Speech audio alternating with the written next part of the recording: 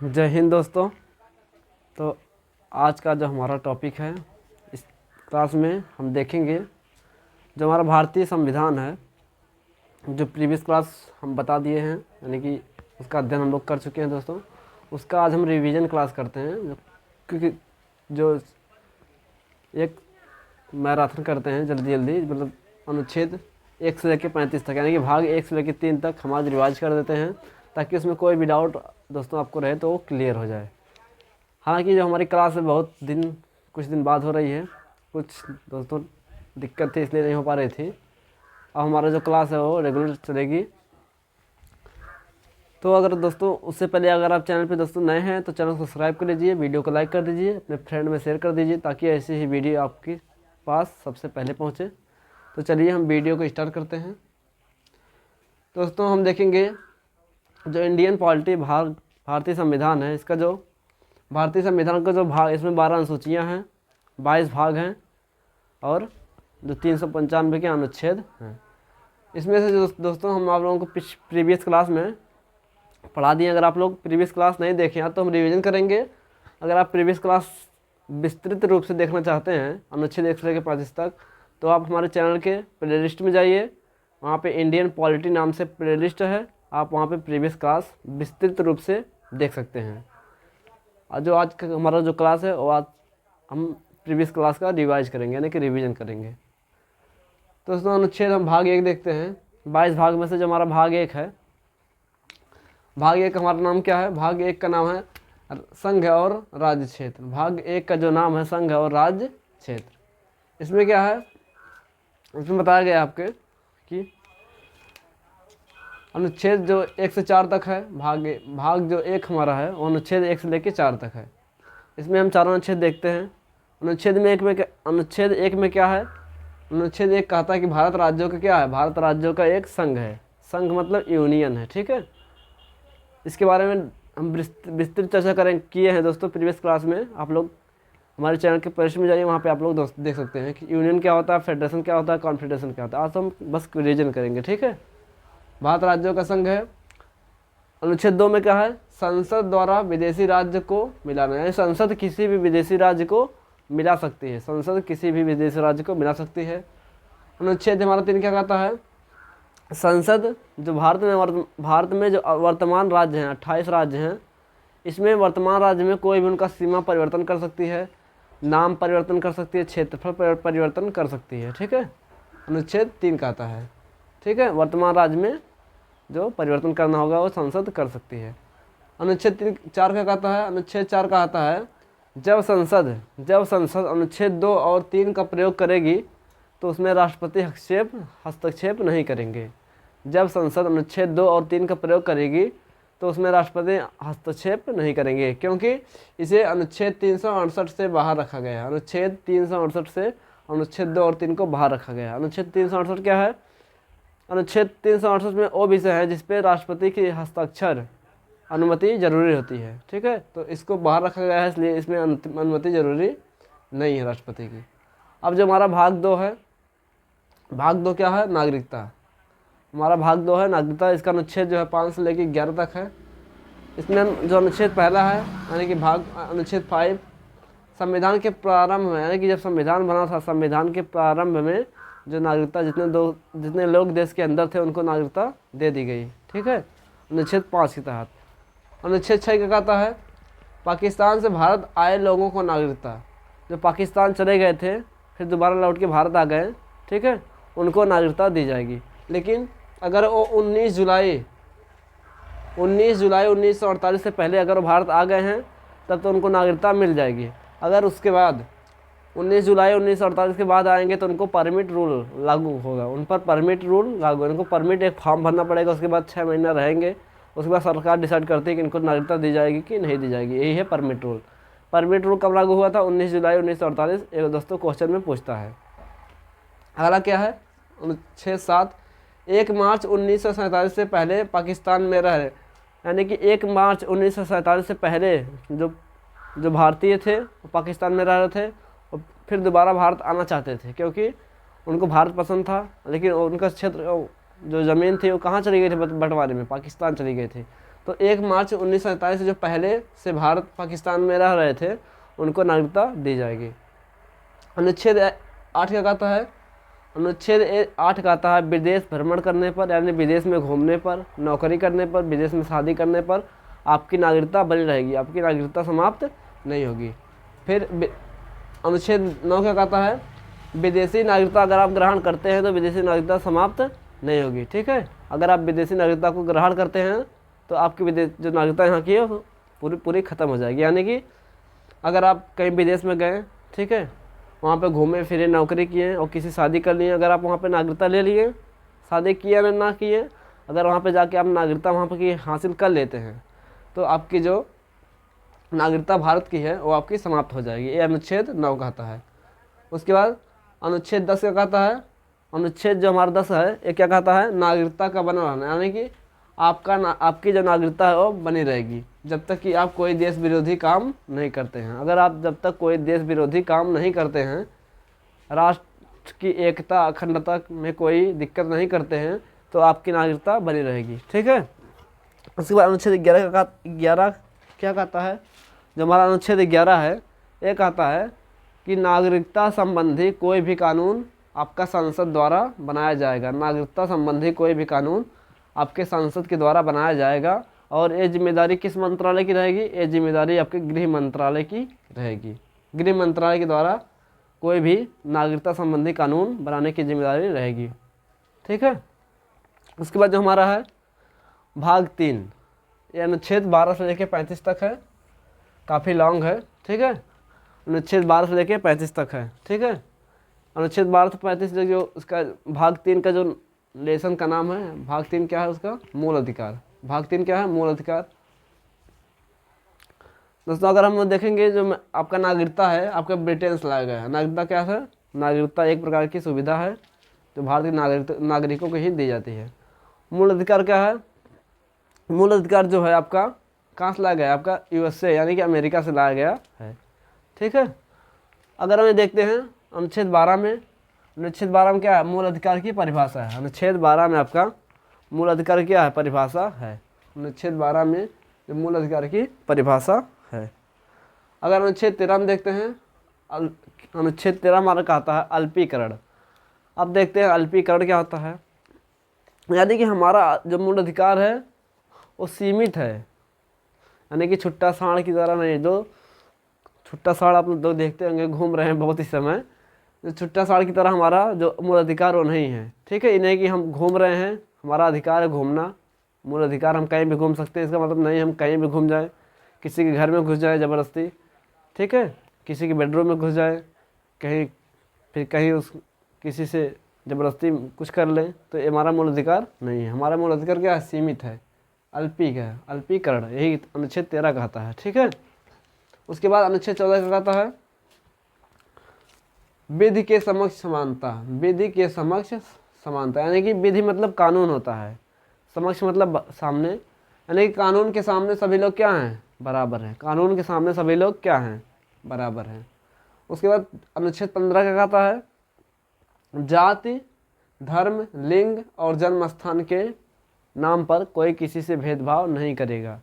जाति, धर्म, लिंग, जन्मस्थान के नाम पर कोई किसी से भेदभाव नहीं करेगा। यानी कि दोस्तों लेकिन जो विदेश वाले आते हैं उनके साथ ये हो जाता है, क्योंकि विदेश हमसे कोई उतना लेना देना नहीं है।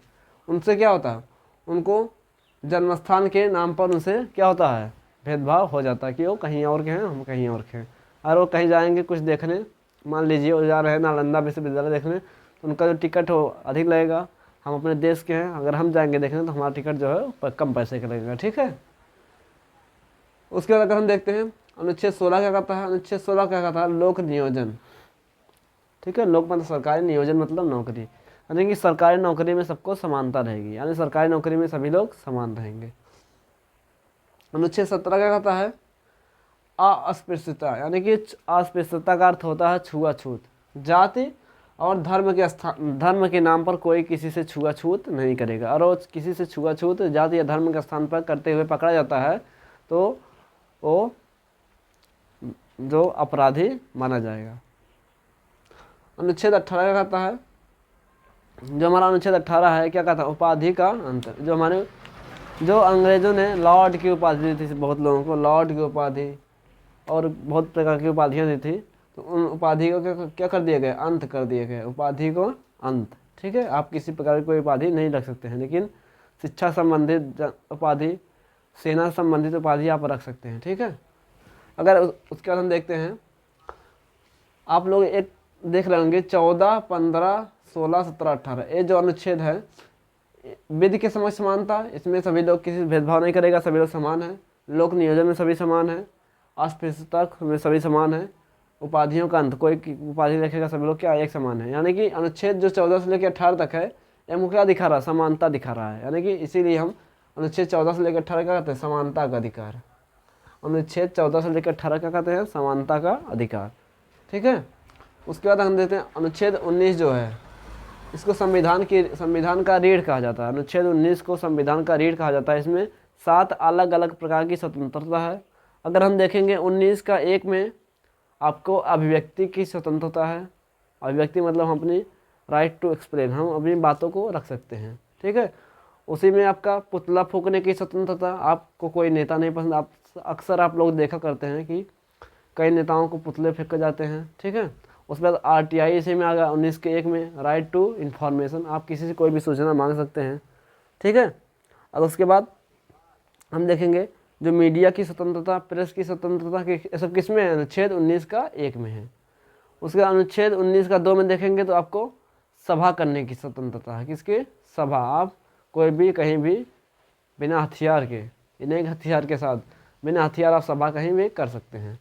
अनुच्छेद 19 का 3 क्या कहता है, आप किसी भी प्रकार का संगठन बना सकते हैं, लेकिन राष्ट्रीय एकता और अखंडता को ध्यान में रखते हुए आप संगठन बना सकते हैं। ठीक है, जैसे मान लीजिए कोई भी गरीबों के लिए संगठन हो, अनाथ बच्चों के लिए कोई संगठन हो, विधवा महिलाओं के लिए संगठन हो, दहेज उन्मूलन के लिए संगठन हो। ठीक है, ऐसा कोई भी संगठन आप बना सकते हैं।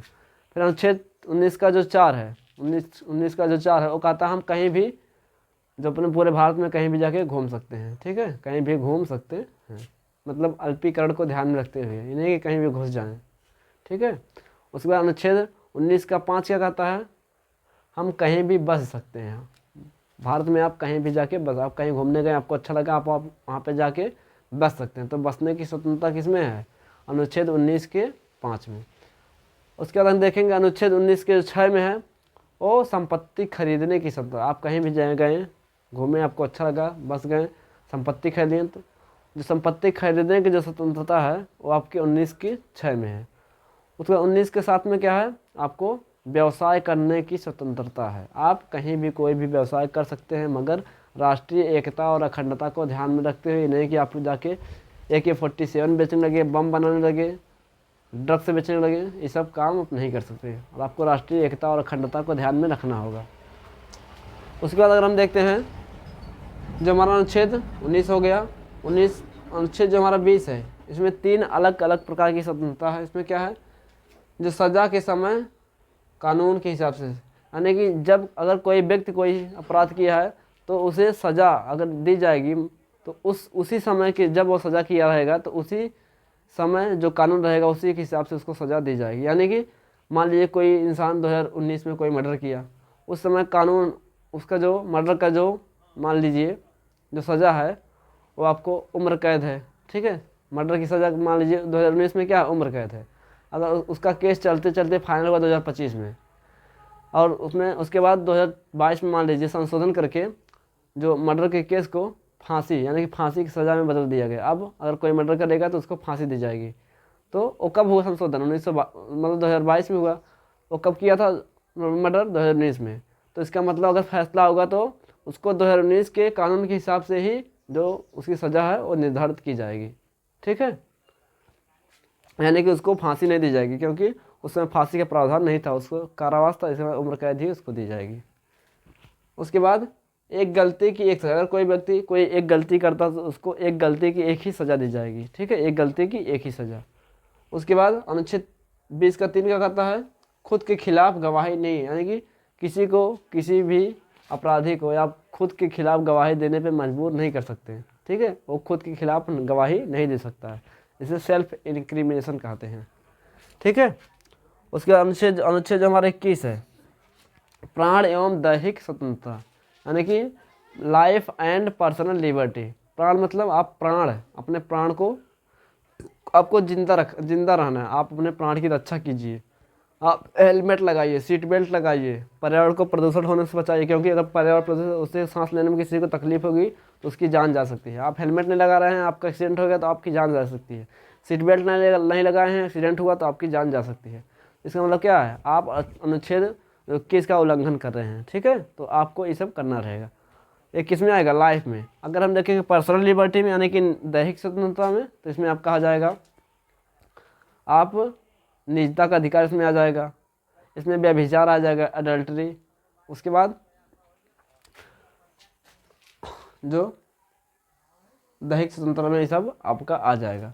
उसके बाद अनुच्छेद 21 का जो का है, 6 से लेकर 14 वर्ष के बच्चों को निःशुल्क शिक्षा दी जाएगी। 6 से लेकर 14 वर्ष तक के बच्चों को निःशुल्क शिक्षा दी जाएगी। अगर हम देखेंगे जो अनुच्छेद हमारा 20 और 21 है, ये सबसे पावरफुल मूल अधिकार है। हमारा सबसे पावरफुल अधिकार क्या है, ये इमरजेंसी में भी आपका जो निलंबित नहीं हो सकता है। इमरजेंसी यानी कि आपातकाल में भी कोई इसको निलंबित नहीं कर सकता, 20 और 21 को। ठीक है, तो सबसे शक्तिशाली अनुच्छेद कौन सा हमारा है, 20 और 21।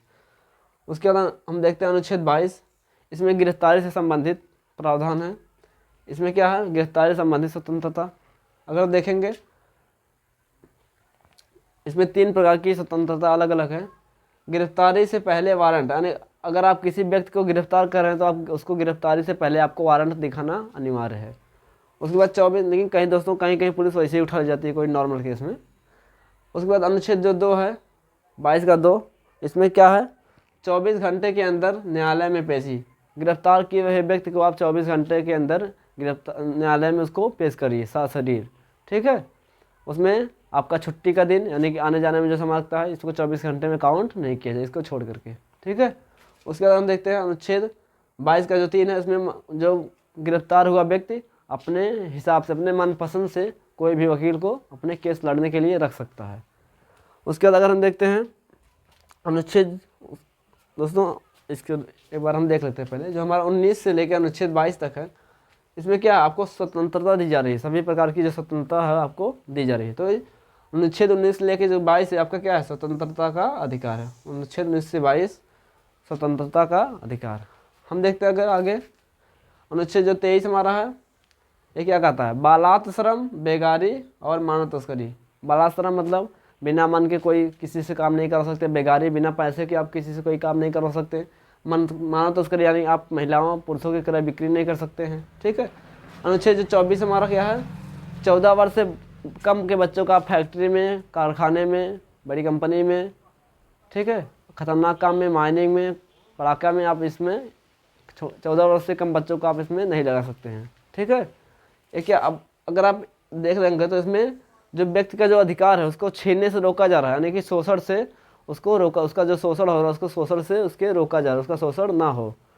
तो इसमें अनुच्छेद जो हमारा 23 से लेकर 24 क्या है, शोषण के विरुद्ध अधिकार है, शोषण के विरुद्ध अधिकार है।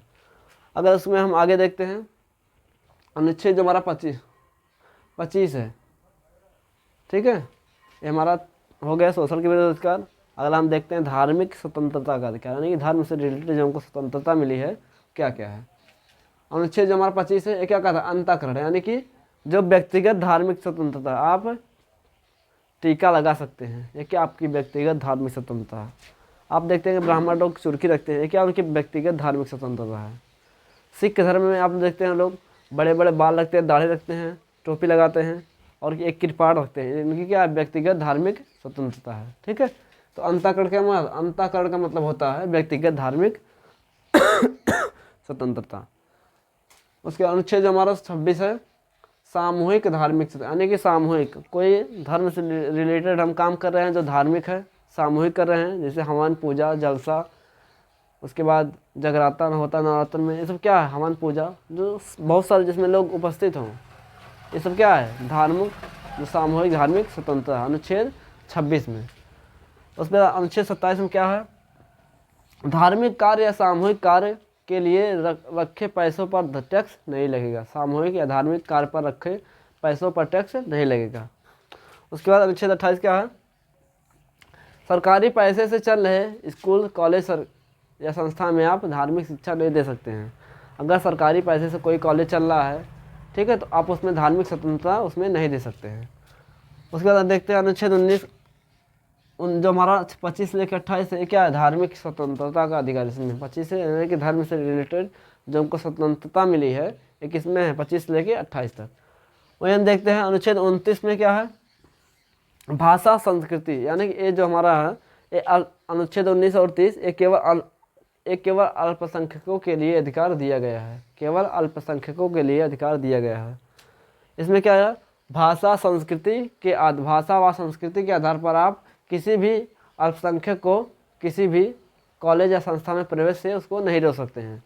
उसके भाषा और उसकी संस्कृति के आधार पर आप उसके कॉलेज से या किसी विद्यालय से आप उसको बाहर नहीं कर सकते, उसको प्रवेश से उसको वर्जित नहीं कर सकते हैं। अनुच्छेद 30 नंबर क्या है, मनपसंद, अगर कोई बहुसंख्यक कॉलेज में कोई अल्पसंख्यक को जाने में संकोच हो रहा है, उसको पसंद नहीं आ रहा वहाँ पे, अच्छा उसको फील नहीं अच्छा रहा, तो सरकारी पैसों की मदद से वो अपना अलग संस्था खोल सकता है। सरकारी पैसों की मदद से वो अपना अलग संस्था खोल सकता है। तो अनुच्छेद 29 और 30 क्या है, संस्कृति एवं शिक्षा का अधिकार, संस्कृति एवं शिक्षा का अधिकार किसमें, अनुच्छेद 19 से 30 तक। वही हम देखते हैं अनुच्छेद जो हमारा 31 है, संपत्ति का अधिकार। क्या है, संपत्ति। आप दोस्तों देख रहे हैं, इसमें भी संपत्ति है, लेकिन अनुच्छेद 19 का जो 6 है, इसमें भी संपत्ति है, यानी कि दोनों में अंतर क्या है। अनुच्छेद जो 31 है, संपत्ति का अधिकार, ये हमारा क्या दिखाता है, ये पैतृक संपत्ति दिखाता है। जो हमारे पिता का, दादा का जो संपत्ति है, ये क्या पैतृक संपत्ति है, इसको अनुच्छेद 31 के तहत आता है। और जो अनुच्छेद 19 का जो 6 है, ये अर्जित संपत्ति है, यानी कि आप जो संपत्ति खरीदेंगे वो किस में आएगा, आपका 19 के 6 में आएगा। इसमें क्या है, संपत्ति के अधिकार को अब दोस्तों कानूनी अधिकार बना दिया गया है, ठीक है। 1978 में मोरारजी देसाई ने भूमि अधिग्रहण अधिनियम लाके इसको कानूनी अधिकार बना दिया। इसको 300 के काम में जोड़ दिया गया, क्योंकि दोस्तों सरकार को कोई भी सरकारी मतलब कोई भी काम करने में, ट्रेन की पटरी बिछाने में, हवाई अड्डा बनाने में, सड़क बनाने में बहुत दिक्कत होती थी। कोई अपना जो ज़मीन देने को जल्दी तैयार नहीं होता था, तो वो अपने मूल अधिकार के लिए पहुंच जाता था सुप्रीम कोर्ट, हाई कोर्ट, ठीक है, इसीलिए वो दिक्कत होता था, ठीक है। अब अनुच्छेद हम 32 देखते हैं, जिसको कहते हैं संवैधानिक उपचार का अधिकार। अनुच्छेद जो हमारा 32 है दोस्तों, इसको संविधान की आत्मा कहते हैं। संविधान की आत्मा किसे कहते हैं, अनुच्छेद 32 को। और मूल अधिकार को मूल अधिकार बनाने वाला मूल अधिकार किसे कहते हैं, अनुच्छेद 32 को। मूल अधिकार को मूल अधिकार बनाने वाला मूल अधिकार कौन सा है, अनुच्छेद 32 है, ठीक है। इसमें जो अनुच्छेद 32 में जो सुप्रीम कोर्ट है, वो 5 प्रकार की रीट जारी करता है, जिसमें कोई भी व्यक्ति को कोई दिक्कत हो तो वो सुप्रीम कोर्ट जा सकता है। ये क्या है, इसमें जो पहला रीट है बंदी प्रत्यक्षीकरण, इसे कहते हैं इंग्लिश में हॉबियस कर्पस। अनुच्छेद 32 के तहत जो पहला जो रीट जारी होता है वो बंदी प्रत्यक्षीकरण, हॉबियस कर्पस, यानी कि अगर कोई गिरफ्तार हुआ व्यक्ति है, अगर उसको 24 घंटे के अंदर उसको न्यायालय में उसको पेश नहीं किया गया है, 2 4 5 दिन 6 दिन हो गया, तो वो सुप्रीम कोर्ट जाकर या हाई कोर्ट जाकर रीट जारी करवा सकता है, बंदी प्रत्यक्षीकरण, ठीक है। उसके बाद अनुच्छेद जो 2 है, यानी कि जो दूसरा रीट हमारा है परमादेश, इसे कहते हैं अंग्रेजी में मैंडेमस। परमादेश मतलब हम आदेश देते हैं, हम मतलब सुप्रीम कोर्ट आदेश देता है। कोई व्यक्ति अगर काम नहीं कर सरकारी पैसा ले रहा है, सरकारी कर्मचारी है, अच्छे से काम नहीं कर रहा है, तो उस पर क्या लाया जाता है, परमादेश लाया जाता है। उसके बाद अधिकार परीक्षा। अधिकार परीक्षा क्या है, अपने अधिकारों से बढ़ के काम करना। जैसे मान लीजिए कोई चपरासी है, वो हॉस्पिटल का और वो जाके सुई लगा रहा है, इंजेक्शन दे रहा है, तो क्या अपने अधिकारों से बढ़ के काम कर रहा है, तो उस पर क्या लाएगा, अधिकार परीक्षा उस पर लाया जाएगा। उसके बाद जो प्रतिषेध है, प्रतिषेध क्या है, किसी निचली न्यायालय में जब कोई केस चलता है, जब उसके लेवल से उसका जो क्राइटेरिया है वो बहुत बढ़ जाता है केस का, तो उससे छोटा जो न्यायालय है उसको सॉल्व नहीं कर पाता, तो उससे उच्च जो न्यायालय है, उससे ऊपर का जो न्यायालय है, ऊंचा जो न्यायालय है, वो निचले न्यायालय को आदेश देता है कि आप इस मुकदमे को, आप इस फैसले को रोक दीजिए, इसको हमको ट्रांसफ़र कर दीजिए। जो ऊपरी न्यायालय होती है वो निचले न्यायालय को जो आदेश देती है, यानी कि कोई केस को रोकने के लिए क्या लाया जाता है? किसी केस चल रहे, निचली अदालत में चल रहे केस को रोकने के लिए क्या लाया जाता है? प्रतिषेध लाया जाता है। इसको अंग्रेजी में कहते हैं प्रोहिबिशन। क्या कहते हैं? प्रोहिबिशन कहते हैं। निचली अदालत में चल रहे केस को रोकने के लिए क्या लाया जाता है? प्रोहिबिशन लाया जाता है। उसके बाद उत्प्रेषण क्या है? उत्प्रेषण को अंग्रेजी में कहते हैं सर्ज्यूरी। क्या कहते हैं? सर्ज्यूरी। जब निचली अदालत में कोई केस चल रहा होता है और उसका फैसला हो चुका रहता है तो उस फैसले को जब रद्द किया जाता है तो क्या लाया जाता है? उत्प्रेषण। जब मुकदमे को रोका जाता है तो प्रतिषेध लाया जाता है, और जब फैसले को ही रद्द कर दिया जाता है तो क्या लाया जाता है? उत्प्रेषण लाया जाता है। ठीक है। उसके बाद अनुच्छेद हमारा 33 है। दोस्तों एक बार इसमें देख लीजिए, जो अनुच्छेद 32 संविधान की आत्मा है और जो रीट जारी करता है सुप्रीम कोर्ट। दोस्तों कहीं कहीं होता है सुप्रीम कोर्ट जो दिल्ली में है, अगर कोई व्यक्ति तमिलनाडु का है, ठीक है, तो कोई व्यक्ति तमिलनाडु का है, उसके मूल अधिकारों का अगर हनन हो रहा है तो सुप्रीम कोर्ट आएगा दिल्ली, उसको बहुत ज़्यादा दूर पड़ेगा।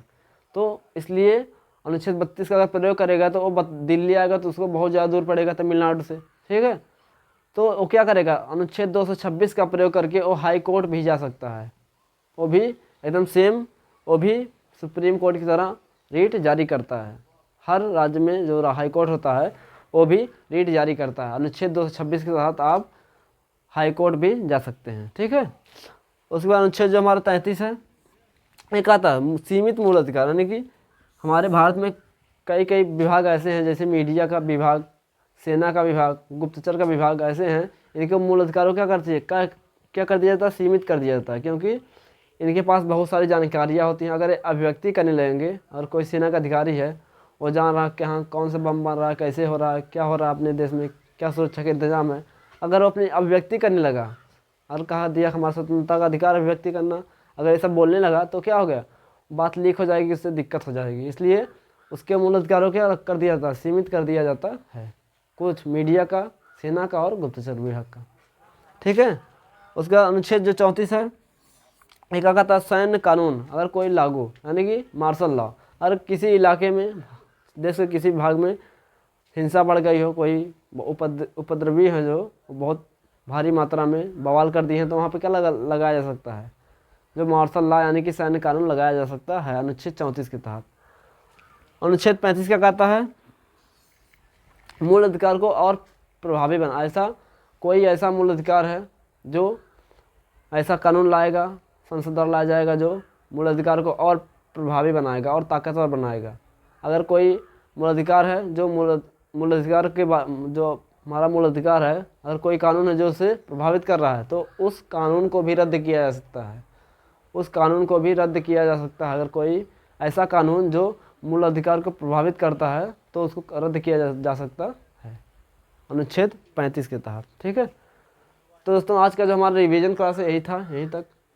नेक्स्ट क्लास में हम आपको बताएंगे भाग 4, यानी कि नीति निर्देशक तत्व। राज्य को जो नीति निर्देशक जो तत्व हैं, अनुच्छेद 4 भाग 4, उसको हम दोस्तों नेक्स्ट क्लास में बताएंगे। तो दोस्तों अगर आप जो इसका विस्तृत जो अध्ययन करना चाहते हैं तो दोस्तों आप हमारे पॉलिटी चैनल के प्लेलिस्ट में जाइए, वहाँ पे इंडियन पॉलिटी नाम से प्लेलिस्ट है, वहाँ पे जाइए, खोलिए प्लेलिस्ट को, आप सारा क्लास आप देख सकते हैं वहाँ से। तो दोस्तों आई होप आपको टॉपिक समझ में आया होगा। दोस्तों और इसमें कोई भी डाउट आपको हो तो आप कमेंट में ज़रूर बताइएगा। और दोस्तों चैनल पे अगर आप नए हैं तो चैनल सब्सक्राइब कर लीजिए, वीडियो को लाइक कर दिए, अपने फ्रेंड में शेयर कर दीजिए। तो दोस्तों मिलते हैं किसी नेक्स्ट क्लास में, तब तक के लिए जय हिंद, जय भारत।